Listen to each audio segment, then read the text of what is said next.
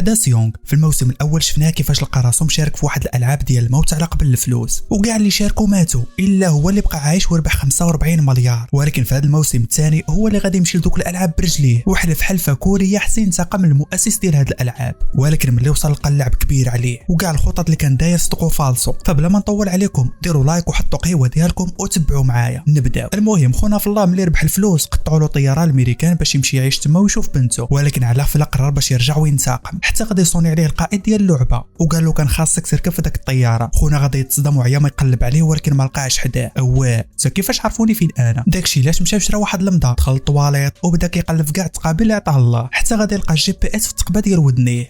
هذا مسمار طرقناه. في الجهه الاخرى البوليسي خو القائد كان في غيبوبه وغادي نعرفوا بلي واخا ضربوا خوه بقرطاسه ما ماتش. ومن بعد ما داز عامين وفاق من الغيبوبه طيحوه من الكراط ونزلوه باش يقابل الشنطيات وحتى يسحب 96. شويه غادي يوقف عليه الرئيس ديالو بدا يتغدى وقال له خاصك ترجع لقسم التحقيقات. خونا قال له علاش؟ ياك نتوما اللي طيحتوني من الكراط وقلتوا لي بلي البوليس كيعترفوا غير بالادله وما بغيتوش تيقوني ملي قلت لكم بلي كاينين شي مقنعين كيقتلوا الناس في واحد الالعاب.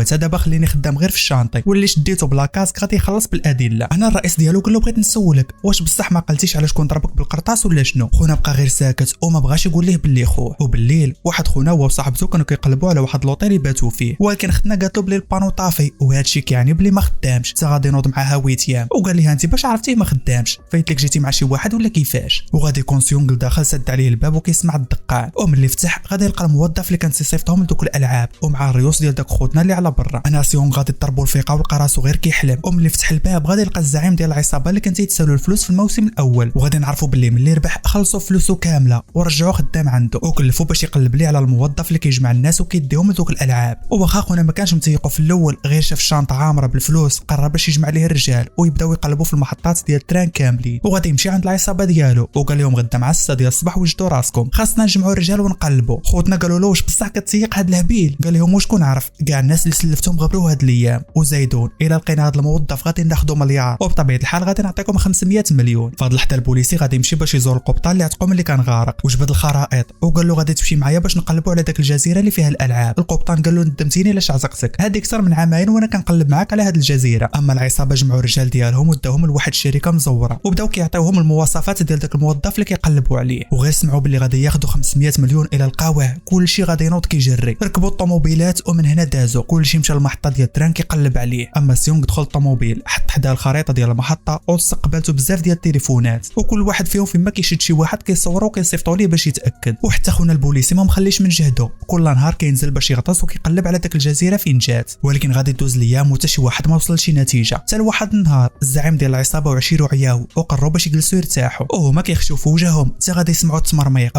ما تقوليش هذا هو الموظف اللي تنقلبوا عليه. هزوا التليفون وقالوها لسيونغ. انا سيونغ هز الفردي وقال لهم تبعوه وما تخليوهش يفلت منكم، انا جاي دابا عندكم. داكشي اللي كان خوتنا لصقوا فيه بحال شي سلاله فين ما مشى تابعينه. وخونا اللي كلا التمرميق عيط لصاحبته باش يسولها واش طيحات البيبي ولا مازال، ولكن هي سمحات في الطبيبه وخرجات وقررت باش تحتفظ به. اما الموظف غادي يوصل لواحد الجرده واللي لقى ما في حالتوش كيعرض عليه اما الخبز او الورقه ديال القمر، والاغلبيه اختاروا الورقه ديال القمر وكلشي سمح في الخبز. ولكن لسوء الحظ كلشي غادي يخسر وهو يهز داك الخبز كامل ورماه في الارض. وملي جاو باش ياكلوا بدا كيصدم عليه وقال لهم هذا الخبز كانت عندكم فرصه باش تاكلوه ولكن نتوما اللي فرطتوا فيه. وغادي يبقى كيشتف على داك الخبز بحال الا مختل في عقله. فهاد اللحظه سيونغ زاد في السرعه باش يوصل عليه حتى غادي يزيروه البوليس في الطريق وخلص بروسي. وملي مشى بحاله البوليسي غادي يشوف السميه ديالو وعرفوا باللي هو اللي كان مشارك في داك اللعبه. اما العصابه مع شافوا خونا غادي يتلف ليهم وسيونغ تعطل قرروا باش يمشيو لعنده ويشدوه بيديهم حتى غادي يدورهم وغادي يطرحهم زوج بهم في الارض. وملي وصل سيونغ غادي يلقى غير يدو البرد وعرف باللي شي حاجه وقعت ليهم. اما البوليس غير تاكد في البيسي بلي سيونغ هو بصح اللي شافو في داك الالعاب. مشى باش يعرف الطوموبيل ديالو فاش من عنوان ولكن قالوا له بلي الطوموبيل في السميه ديال واحد الشركه مزوره وعطاوه العنوان ديالها. اما الموظف غادي يشد لك العصابه وربطهم بزوج وقال لهم اليوم غادي تلعبوا الزبح، اللي خسر فيكم غادي يموت. داكشي اللي كان شارجا السلاح وخلاهم كيلعبوا الزبح بيناتهم حتى غادي يخسر الزعيم ديال العصابه وغادي يصفيها ليه. اما صاحبو غادي يشدو باش يقول له فين مخبي سيونغ. فهاد اللحظه البوليسي غادي يوصل للمقر ديال الشركه المزوره وغادي يلقاها هي الشركه اللي كانوا مجموعين فيها العصابه كيقلبوا على داك الموظف. مع دخل واحد من العصابه غادي يتخبى بالزربه وسمعوا تيقول لهم بلي غادي يجمعوا حدا المحطه. وملي خرج بدا كيقلب وسط الدواسه حتى غادي يلقى العنوان ديال لوطيل فين مخبي سيونغ. فهاد اللحظه سيونغ غير وصل لوطيل غادي يلقى البانو شاعل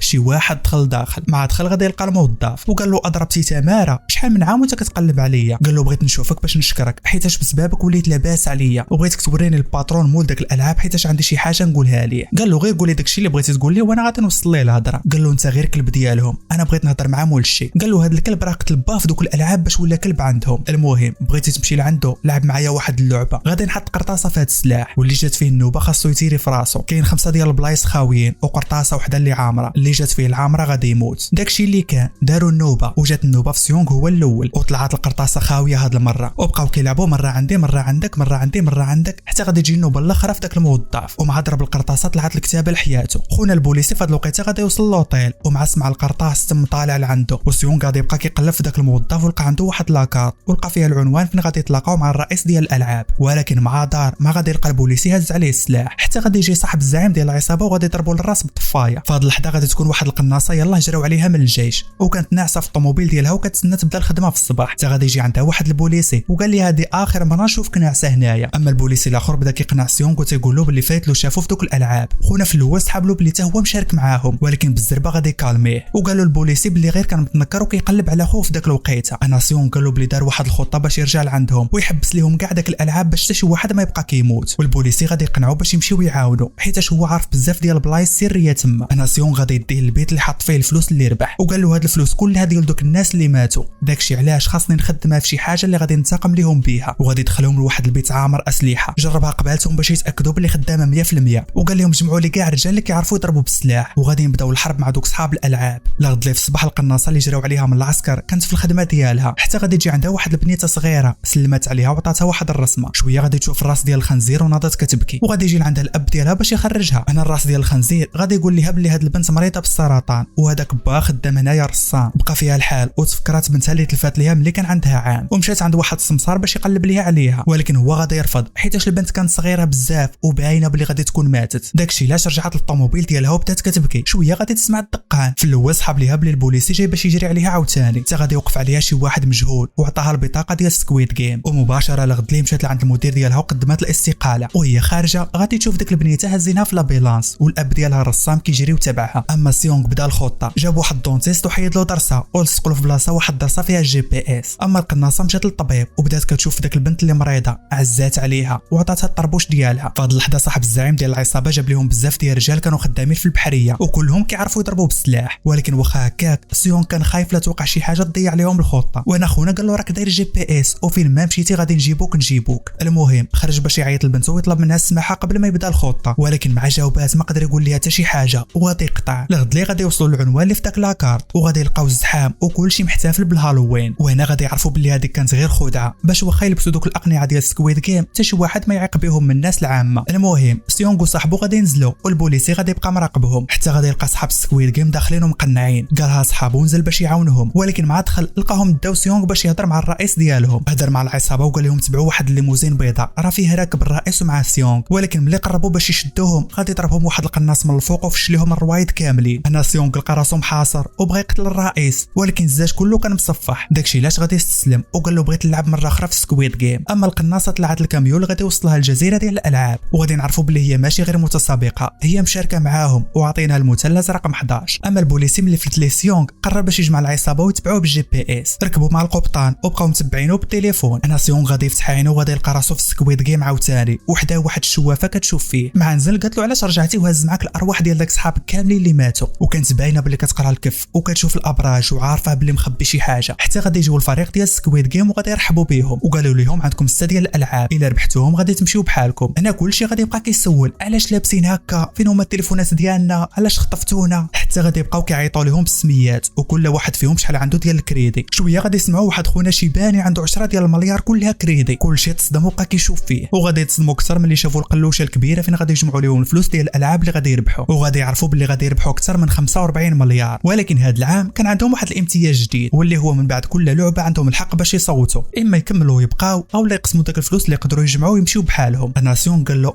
هذا قالب زوين. حتى غادي تنقز واحد الشيبانيه على ولدها وكتسولو شنو كدير هنايا، ويلا غادي يشرح ليها بلي كيتسالوه بزاف ديال الفلوس، حتى غادي تقول له بلي داكشي علاش جيت حتى انا لهنا. اما هذا يوتيوبر نصب على بزاف ديال المتابعين وخلاهم يشريو واحد العمله دارت الافلاس من بعد، حتى غادي شدوا واحد الرابور وعشيرو وقالوا ليه ما غادي تخرج من هذه الحفره حتى غادي تعطينا رزقنا كامل. شويه غادي يعيطوا لهم باش يسنيو الكونطرات ديال اللعبه. اما البوليسي غادي يشدوا القبطان وبدا كيسولو شنو واقع. قال له لقيت واحد خونا كان مشارك في اللعبه من قبل ودابا درنا ليه جي بي اس في واحد الدرسه باش نمشيو نهجموا عليهم. اما المشاركين ديال سكويد جيم داوهم باش يتصوروا قبل ما يبداو، وهنا سيونغ غادي يتصور مع بس وهو مقرر باش ينتقم، وهو طالع في الدروج غادي يسمع صاحبو اللي كان تيقمر معاه على العودان كيعيط عليه من اللور، غادي يشدو شنق عليه وقال له يوقع اللي وقع، بقى حدايا الا بغيتي تعيش. صاحبو القمار ما فهم والو، بقى غير مصدوم، وسيونغ تيقول له عندك تبعد عليا، بقى حدايا. ومع دخلوا باش تبدا اللعبه الاولى، البوليسي غادي يوصل اخيرا لبلاصه الجي بي اس، ولكن غادي يتصدم لي لقاوها في واحد الطاسه ديال الدود كانت عند واحد الصياد كيصيد، وخونا ملي حيد الدرسه لقاها خاويه ميمتي على حصله دبرت عليها. هنا البوليسي غادي يعرف بلي الخطه تفرشات، وسيونغ بلي شاف اللعبه غادي تبدا غادي يحاول باش ينصحهم، وقال لهم يوقع اللي وقع، حتى شي واحد ما يتحرك ملي توقف المونيكا، اللي تحرك راه غادي يموت. كلشي بقى كيضحك عليه، كاين اللي صحاب له بلي ضارب شي قرعه بيريمي، وكاين اللي صحاب له بلي باغي غير يخلعهم باش يربح بوحدو، ولكن خونا كان خايف عليهم ديال بصح، وفين ما كدور المونيكا تيوقفهم بيديه. شويه واحد اختنا كانت واقفه ما بها ما عليها، حتى غادي تقرصها واحد النحله وهي ترون، بدات كتغوت وتحركات حتى غادي تجي فيها واحد القرطاسه، وعشيتها غير شافتها ماتت وهي تخلع وبدات كتغوت. كلشي تم هارب والقرطاس داير خدمته، ما كانش يا مرحميني اللي تخلع وتفافا كيجي في الزلافه. وهنا غادي تبان القناصه اللي جراو عليها من العسكر رقم 11. المهم كلشي تهدن وقالوا دفعوا على الغشاش، راه نبداو من الاول، ولكن كلشي ما قدرش يتحرك. سي غادي يبقى كيغوت عليهم سيونغ وقال لهم الا بقيتوا واقفين وتسالى الوقت غادي تموتوا كاملين. انا الرابور قال راه نضربوا عليهم شي حبه ديال ليكستا باش نحيدوا الخلعه. اما القناصه رقم 11 غادي تشوف الرسام اللي كان خدام معاها في لافوار، وعرفاتو جا باش يلعب باش يدير العمليه لبنته اللي مريضه بالسرطان، ولكن لحد الان مازال ما خايفش. وسيونغ غادي معاهم درجه بدرجه وكيحاول باش ما يخلي حتى شي واحد يموت، وصاهم باش يمشيو بالصف باش يغطي على شي. وبينما الحياه ثانيه والسما صافيه، خونا الرابور طلعت ليه البواقه وغادي يدفع 3 قبالته وخلاهم كيموتوا وهو حاس براسو طاير في عالم اخر، كلشي غادي يجري وخايف لا يخسر، وخونا خالقها وكيحنقز وما هواش في هذا العالم. والقناصه رقم 11 اللي شافته كيتحرك ما كتزقلوش، وملي قربوا الخط سيونغ غادي يقول لهم يلاه كلشي خرج، ولكن في هذه اللحظه واحد خونا غادي يحصل، والقناص ضربوا غير رجلو باش ياخذ الاعضاء ديالو من بعد ويبيعهم. ولكن ملي شافوا سيونغ عايش قرر باش يمشيو يعتقوا، وقبل ما يطيحوا غادي يعاونهم واحد الرجل الزين. ومع دارة المونيكا غادي يبقاو جارين وخرجوه في اخر لحظه، ولكن مع وقف غادي تضربوا رقم 11 وطيحاته هيد شوت. خونا القناص غادي يبقى كيقلب على الضحيه اللي كان غادي يبيع الاعضاء ديالو حتى غادي يلقاه مقتول وطايح في الارض، وهو يعيط للقناصه رقم 11 وقال لها ديريها فين جيك اشنيوله. ومع ساله اللعبه القناصين كلهم غادي يجمعوا الاسلحه ديالهم ومشاو باش ينعسوا، ولكن سيونغ غادي يبقى كيشرح لصاحبو القمار بلي القناصين هما اللي كانوا كيقتلوهم ماشي داك المونيكا، حتى غادي يجيو صحاب الكساوي هازين السلاح. كلشي خاف منهم في الاول وبقاو كيطلبوهم باش يوقفوا اللعب، حتى غادي ينقص سيونغ وقال لهم خاصكم تصوتوا لا بغيتوا تمشيو. كلشي في الاول كان خايف وباغي يصوت باش يخرج بحاله، ولكن ملي شافوا الفلوس كلشي تقلب.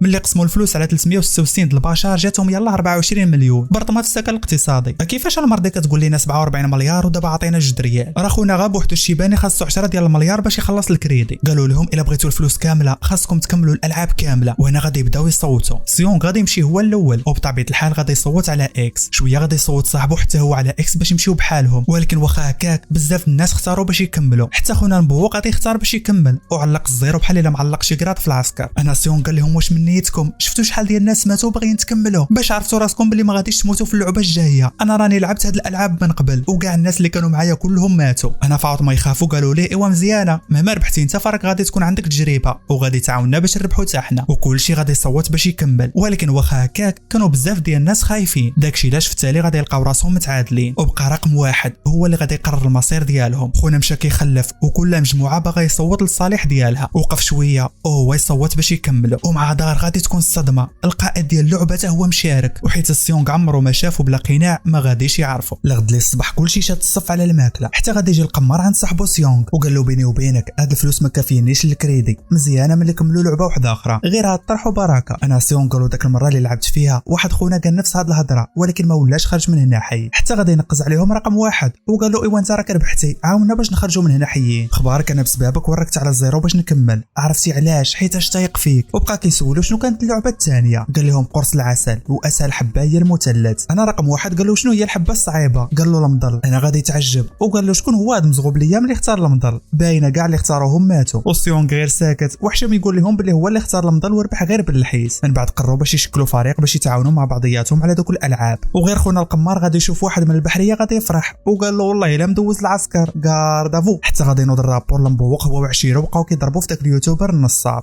انا القمار وعشيرو العسكري بقاو غير كيشوفوا خايفين يتدخلوا لا تجي فيهم شي دقه، حتى غادي ينوض رقم 1 وغادي يزرب عليهم كاملين خفن زربن داكشي ديال بريسلي. مع شافو خوتنا سالا قال له خبي داك اللوغو ديال البحريه شوهتينا. بعد اللحظه القناصه رقم 11 دخلت للشومبر ديالها وهي تفكر الرسام اللي كان تابع بنته السبيطار وما بغاش يزول من عينيها. بالليل رقم واحد غادي يجلس مع سيونغ وغادي يبقى كيعاود ليه كيفاش حتلقى راسو مرمي في هاد الحفره. مراتو كتمسكينه مريضه وخاصها كلوه وشي حد دار فيه خير وعطى الفلوس باش يعاونو، ولكن البوليس صحاب ليهم بلي شد الرشوه وجراو عليه من الخدمه. اما صحاب الكساوي كانوا شادين واحد الجثه وكيقلبوا فيها على شي بياسه صحيحه، ولكن ما لقاو فيها حتى شي حاجه صالحه من غير العينين. وغادي يشوفوا باللي الجثث اللي كيتعمدوا يخليوهم عايشين شي واحد كيضربهم للراس باش يتاكد باللي ماتوا. عيطوا الزعيم ديالهم ووصلوا له الخبيره، وهذا الشيء حيت حتى هو كيوصلوا الباي ديالهم من الفلوس ديال الاعضاء اللي كيبيعوا. قال لهم قلبوا على مول الفعله وجيبوه. وانا خونا القناص غادي تفكر باللي رقم 11 هي اللي كانت كتصفيها اي واحد لقاتو مازال عايش. عيط ليها وداها للزعيم، مع دخلها تطلب منها الزعيم باش تحيد الماسك، وبقى كيصبنها وتيقول لها انا اللي جبتك لهنا ملي كنتي كتموتي وما لاقيه ما تاكلي في السبيطار. عندك جوج ديال الحوايج، اما تدخلي معنا ويوصلك رزقك من الاعضاء اللي كتباع، اولا ما تقيسيش الجثث اللي كنترزقوا بهم الله. وهي تقول لي انا كندير غير خدمتي واللي هي اللي خسر خاصو يموت، وسمحات فيه ومشات. فهاد اللحظه البوليسي غادي يرجع لعند الرئيس ديالو ولقاه كاعي حيت قدام الاستقاله، ويلا غادي يغوت عليه قال له بغيتك تعاوني باش نلقاو ديك الجزيره. ولكن ملي دخلوا لعند الرئيس الكبير ما غاديش يسمع ليه وجرى عليه من الخدمه في مره. داكشي علاش قرر باش يعتمد غير على العصابه ويتقسموا على زوج فراقي باش يقلبوا بالزربه، ولكن كان خاصهم يتسناو الطقس حتى يتهدن باش يشدوا الطريق وسط البحر. هنا القبطان قال صاحب الزعيم ديال العصابه باللي غدا غادي نقدروا نشدوا الطريق، ولكن علاش مزروبين لهاد الدرجه؟ قال له راه كل ما تعطلنا يقدر سيونغ يكون مات في شي لعبه. فهاد اللحظه اللعبه الثانيه غادي تبدا وكل شيء تاق في سيونغ واختار المثلث، ولكن ملي فتح البواطه غادي يلقى واحد المثلث كله معقد. اوه دبرت عليها. وخوتنا تيقولوا لا كان هذا هو المثلث السهل فكيفاش داير الصعيب؟ حتى غادي تضربوا الفيقه وغادي يلقى راسو غير تيحلم مع دار شاف عشيرو تيقول له نختاروا المثلث ياك انا تيق فيك، وهو كيشوف فيه وتيقول له في خاطري غير تبعني تا غادي تلقى راسك معلق الصبار. اما خونا اليوتيوبر مع دار شاف صاحبته تما. اوه كي درتي جيتي لهنا وعلاش ما طيحتيش البيبي؟ قالت له اولا انا هنا بسببك حيتاش انت اللي زعمتيني وشريت داك العمله ودخلت للكريدي، وثانيا الولد غادي نحتفظ به، وانا جيت غير باش نقول لك بصحه تمرميقه جات معاك في داك الحنك. فهاد اللحظه خونا البوق جبد ليك ستوب بدا كيضرب واحد الحبه وناض باش يخلقها ثاني في هاد اللعبه. مع بدات اللعبه غادي يتصدموا هادي ماشي قرص العسل، وسيونغ تيقول لهم واقيلا هاد العام بدلوا الالعاب. وملي بداو كيغوتوا عليه غادي يجي رقم واحد وغادي يحامي عليه. شويه غادي يسمعوا بلي خاصهم يتجمعوا في فرقه مكونه من 5 ديال الافراد. تجمع سيونغ والعساكريه ورقم واحد، ولكن بقى خاصهم واحد باش يكملوا الفرقه. اما الرجل الزين بدا كيدور بوحدو بحال شي حمق، والفرقه اللي شافت عنده شي بياسات زايدين في صدره كيجريو عليه حتى غادي تشوفوا واحد الخوافه وقالت له اجي معايا نجمعوا فرقه. اما نضيدرات مع دبر الفرقه وحس براسو فرح ما غادي يجريو عليه حيتاش معاه مو الشيبانيه. انا نبوق غير شاف واحد النعمه عجباتو ومشى كيجري لعندها باش تدخل معاه في الفرقه، وغادي يكون معاها واحد الخواف ولكن زادوه حتى هو على وجهها. وفي اخر لحظه صاحبه اليوتيوبر طلبت من سيونغ باش يدخلها في الفرقه، ونضيدرات مع موت لقاو الخوافه والرجل الزين وكونوا فرقه ب4 بيهم. وفاش بقات ناقصاهم وحده كملوها بالشوافه. صافي الفراقي موجودين وكل شيء واجد، خاصنا غير نبداو اللعبه. في هذه اللعبه عندهم 5 ديال الالعاب صغيره غادي يلعبوهم هما مربوطين في رجليهم، كل واحد فيهم غادي يختار اللعبه اللي كيعرف يديرها. وبدات اول فرقه وصلوا اللعبه الاولى وجاتهم ساهله حيتاش ديجا كلاو عليها التمرميق في المحطه. اما اللعبه الثانيه غادي يحصل فيها خونا بقى كيعاود حتى ربح اخيرا، ولكن معاه هز راسو غادي يلقى رجليه فايته الخط. خونا بال بالخلعه وبدا كيعاود، ولكن ملي ربح لقى الوقت تسالى ومازال ما كملوش 3 ديال الالعاب وغادي يتقصاو كاملين. مع جابوا بابيكادو باش يغلفوهم، مع غادي تجي القناصه رقم 11 وقالت لهم فتحوا داك الصندوق، وغير لقات واحد حي عطاتو 2 ديال القرطاسات ورتحاتو، والزعيم كيشوف فيها وحاقد من الاداره. فهاد اللحظه الفرقه ديال الرجل الزين غادي تبدا، مع وقف هضر مع البنت الخوافه وبدا كيشجعها. ولكن فاش بداو اللعبه الاولى 2 ديال المرات وهي تخسر وهو يقول لها جربي الجهه الاخرى، مع قلبات الورقه وهي تربح. ولكن مع بداو اللعبه الثانيه خونا نضيدرات غادي يخسر، وفاش عاود طرح غادي تشد امه وقالت له شوف اولدي تفكر لك كان قبالتك داك النصاب اللي صيفطك لهاد الحفره وعندك هاد الحجره في يديك شنو غادي دير؟ تعصب وقال لها غادي نفلق امه وهي تجي مباشره في داك الصمانيشان. وهنا بقات لهم لعبه صعيبه شويه والنوبه في الشيبانيه. لعبه الطرح الاول وخسراتو والطرح الثاني وخسراتو، وفي الطرح الثالث بقات ليها حركه وحده وهو يقول لها ولدها شوف امي تخيلي صاحبه تبا قبالتك في هاد اللحظه اش غديري ليها؟ وهي تقول له غادي نتفهمها وهي تجيب كاع داك الكوار في يديها. ايوا في هاد اللحظه جات النوبه ديال الشوافه عمرها ما لعبات الطرومبيه، بقات غير كتخسر وهي تعصب وقالت لهم كنا غادي نموتوا. حتى غادي يجمع معها الرجل الزين بواحد المسمنه للوجه وقال لها يا تدوريها يا نتقابليك عيني، وهي تدورها. في هاد اللحظه بقات غير نوبته، طلب من كلشي باش يدور وجهه وهو بدا كيلعب حتى ربح من الجوله الاولى. كلشي فرح ليهم وحسوا باللي كاين شي امل في هاد اللعبه. من بعد كاع الفراقي غادي يلعبوا ها اللي كيربح ها اللي كيخسر حتى غادي تبقى الفرقه ديال سيونغ وفرقه واحده اخرى. مع جات النوبه ديال ختنا المحوله ربحات بالضربه الاولى. دازوا المرحله الثانيه خونا القمار ما تيزقلش باش جاي باش داير. جات النوبه ديال العساكري، هاد خونا موالف كيلعب مع خواتاتو في الصغر كيطير في هاد الشيء حتى غادي تجي النوبه ديال رقم 1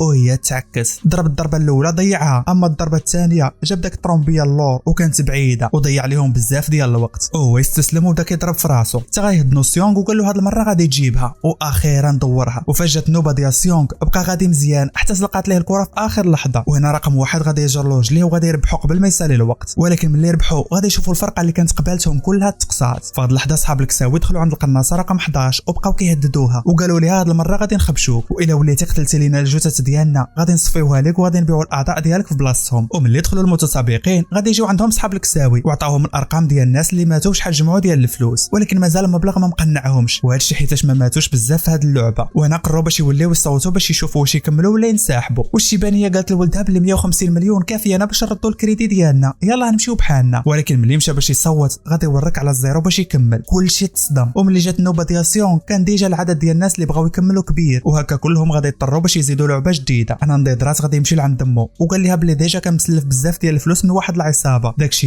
اللي جمعوا ما كانش كافي وخاف لا يخرج ويقتلوه وقرر يكمل. وحتى القمار صاحب سيون طلب منهم السماحه وقال لهم بصراحه طمعت وبغيت نزيد شويه ديال الفلوس. القمر بليا خايبه. اما الرجل الزين قال لهم انا كنت في العسكر وملي بغيت نتبدل من الراجل ونتحول للرجل الزين كلشي كرهني وجراو عليا من الدار، وحتى في الخدمه خرجوني بلا تعويض. داكشي علاش باغي نجمع الفلوس ونمشي لتايلاند باش ندير العمليه ونعيش تما حيت كاينين تما بزاف ديال الناس بحالي غادي يفهموني. اما الرابور المبوق غادي يشد اليوتيوبر وقال له علاش صوتتي على اكس، ياك اتفقنا باش تجمع الفلوس وترد علينا رزقنا اللي كنسالو. وملي بغاو يضربوه غادي يدخل رقم واحد ومشاو بحالهم. وبالليل ملي جاو باش ينعسوا غادي يقول لهم سيونغ باش ينعسوا تحت الفراش حيت غير غادي تتفضوا بحال والو شي حد يهجم عليهم ويبغي يقتلهم. وملي تتفضوا غادي يبقاو كيتناوبوا على شكون اللي غادي يشد العسه. لغد لي في الصباح البوليسي غادي يجمع العصابه وقسمهم على جوج باطويات باش يقلبوا. اما خوتنا غادي تكون بدات عندهم اللعبه الثالثه. اللعابه كيوجدوا راسهم والقناصه رقم 11 كتلبس حوايجها وخرجات مع اصحاب الكساوي وكيوجدوا السلاح. وهنا غادي تبدا اللعبه. كلشي خاصو يطلع في هذا الخلاط اللي كيدور. وملي وقف غادي يعطيوهم واحد الرقم وخاصهم يشكلوا فرقه بداك الرقم بالزربه ويدخلوا البيت ويسدوا عليهم في خلال 30 ثانيه، واللي بقى على برا بلا فريق غادي يموت. الجوله الاولى بدات وخونا المبوق طالع عنده هرمون السعاده حتى غادي يعطيوهم رقم 10. انا كلشي ترون، كلشي كيحاول يجمع فرقه فيها 10 ديال الناس باش يبقاو عايشين. وهنا الرجل الزين غادي يشوف الشوافه واقفه وغادي يجرها وكمل بها الفرقه ديالهم. وملي دخلوا للبيت وسدوا عليهم غادي يشوفوا الناس اللي بقاو على برا كلهم كيموتوا. وهاد المره واخا كان واحد مازال عايش القناصه رقم 11 شافته ودارت عين ميكا. غادي يجي الطرح الثاني وخونا المبوق وعشيرو كيشطحوا في عالم اخر حتى غادي يعطيوهم رقم 4. انا المبوق غادي يضرب واحد زايد وغادي يجرب 4 ديالو وغادي يدخلوا للبيت. اما رقم 1 خلى 4 يدخلوا وهو قال لهم انا غادي نقلب على 3 واحد اخرين مع من ندخل. وملي خرج سيونغ باش يطلع عليه لقى شي كيضرب في شي. وملي تسالى الوقت غادي تشبك قرطاس. انا واحد 3 في البيت صحاب ليهم بلي ما عاقوش بهم القناصين حتى غادي يشوفوهم في الكاميرات وغادي يجي المسلط لوسط البيت وغادي يقتلهم. وملي خرجوا سيونغ غادي يفرح ملي لقى رقم 1 ما ماتش وقدر يدبر الفرقه حتى هو. وغادي تبدا جوله واحده اخرى وهاد المره غادي يعطيوهم رقم 3. خونا نضيدرات غادي يجروه واحد جوج وخلاوه يسمح فمه وقبل ما تموت بالخلعه غادي يجرها سيونغ ورقم 1 في اخر لحظه. من بعد ما ماتوا اللي على برا غادي يسولوها فين راه ولدك وعلاش سمح فيك.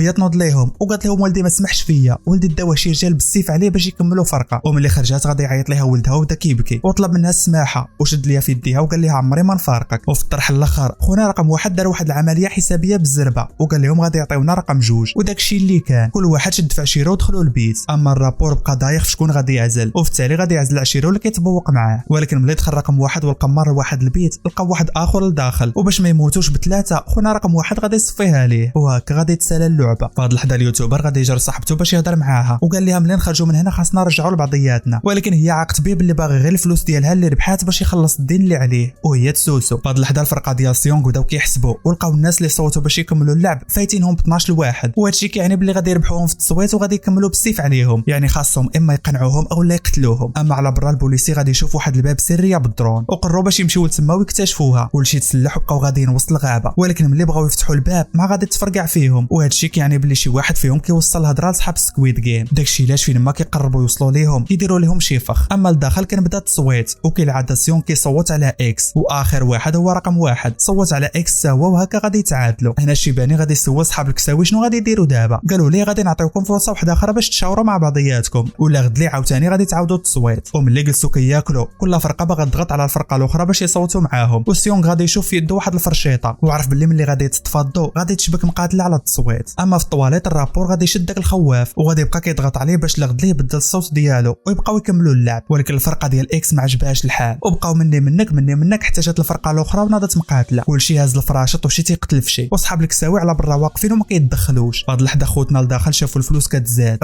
منين جاو هاد الفلوس عاوتاني؟ حتى غادي يدخلوا صحابهم من الطواليت وقالوا لهم راه شبكات مقاتله لداخل وماتوا بزاف من الفراقي بزوج. وهنا كلشي ناض كيحسب شكون اللي ناقص في الفرقه بزاف. صحاب اكس لقاو راسهم فايتينهم وهذا الشيء كيعني بلي غادي يربحوا التصويت وغادي يخرجوا بحالهم، ولكن سيونغ فكرهم باللي ملي غادي يتفضوا غادي يهجموا عليهم. انا رقم واحد قال لهم نبداو بهم قبل ما يبداو بينا، ولكن سيونغ قالوا داكشي اللي بغاو صحاب الكساوي، راه هذه حتى هي لعبه، بغاونا نقتلوا بعضياتنا باش في اللعبه الجايه نكونوا قلال. سولوه شنو الحل، قال لهم غادي نعسوا تحت الفراش، وملي تنوض مقاتله طبيعه الحال غادي يدوز شويه ديال الوقت وغادي يجيو صحاب الكساوي باش يفرقوهم بالسلاح. حنا داك الساعه غادي نخرجوا لهم وغادي نهجموا على صحاب الكساوي ونسرقوا لهم السلاح، وهكا غادي نسيطروا على المقر كامل ونقتلوا مول هاد الالعاب من جديد. داكشي اللي كان مع تفضوا غادي يطبقوا الخطه بالحرف، تخباو تحت الفراش والفرقه ديال الزيرو غادي تهجم على الفرقه ديال اكس، وبدا شي كيقتل في شي وكلشي مرون ومفتون، ها اللي هارب وخايف وها اللي شاد فرشيطه وكيقتل في الناس، وخوتنا مخبيين تحت الفراش وسامرين وكيتسناو صحاب الكساوي امتى يدخلوا، حتى غادي يعطيهم القائد الاشاره وغادي يدخلوا بالسلاح باش يوقفوا القتال، وهما يهجموا عليهم ويسرقوا لهم السلاح وغترون. صحاب الكساوي كيضربوا بالقرطاس وخوتنا كيقتلوا فيهم، واللي طاح ميت كيسرقوا ليه السلاح. فهاد اللحظه ماتوا بزاف ديال صحاب الكساوي، وهو يامرهم الزعيم ديالهم باش ينسحبوا ويسدوا الباب، ولكن ملي كانوا هاربين واحد فيهم تسالى ليه القرطاس وغادي يحصل لداخل. هنا سيونغ امرهم باش حتى شي واحد ما يقتلوا، اما الرجل الزين غير شاف الكاميرات بدا كيهرسهم، والقائد غادي يخاف وامر صحاب الكساوي كاملين باش يتجمعوا ويهزوا السلاح. داكشي اللي كان خرجوا بحال النحل وكل واحد فيهم هز في يديه واحد الام بي 5،